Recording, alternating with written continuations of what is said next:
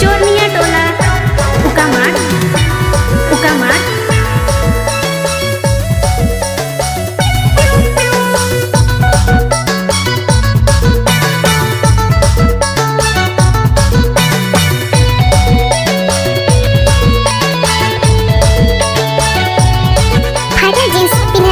दियो छोड़ा गाना लेके आवत है डीजे अस्पाल तिर्की और डीजे संजय तिर्की चोरनिया टोला उका मार से तेरा दीवाना हो जाना सदियों से चाहो ना जाना चोरनिया टोला उका मार से तेरा दीवाना हो जाना सदियों से चाहो ना जाना Mixed by DJ Aspaal.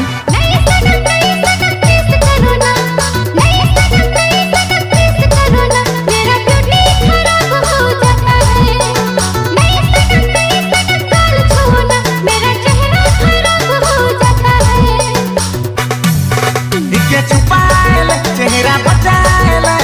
मच्छर जाए पे मच्छर दाने लगाले इके छुपाएला चेहरा बचाएला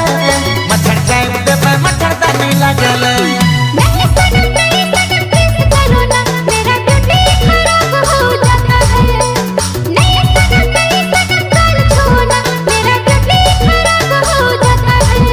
इके छुपाएला चेहरा बचाएला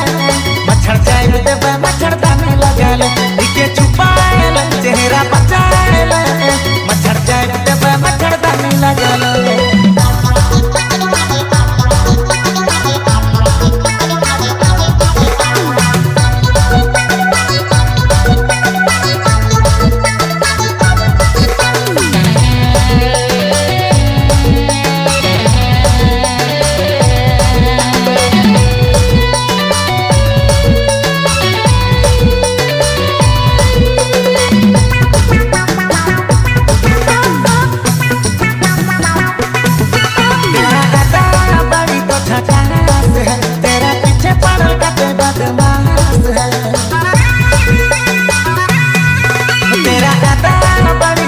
तेरा पीछे पड़ल कते बदमाश है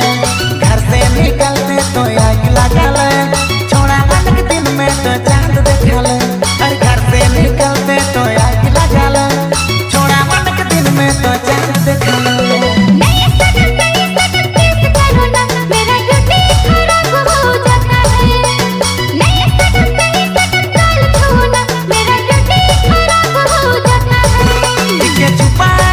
चेहरा बचाएला मच्छर जाए पे मच्छर दाने लगाले इके छुपाएला चेहरा बचाएला मच्छर जाए पे मच्छर दाने लगाले डीजे अस्पाल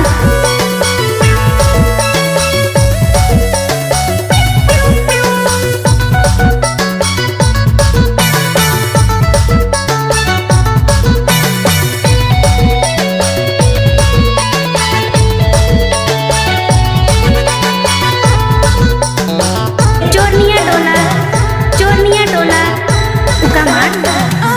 उका मार एक महीने से मेरे पीछे क्यों पड़ा है इतने सस्ता नहीं कि तो के किस देंगे एक महीने से मेरे पीछे क्यों पड़ा है इतने सस्ता नहीं कि तो के चुपा देंगे जा रे जा छोड़ा तंग न कर मोर पीछे पड़ल है गोटा गाँव भर अरे जा रे जा छोड़ा तंग न कर मोर पीछे पड़ल है गोटा गाँव भर नहीं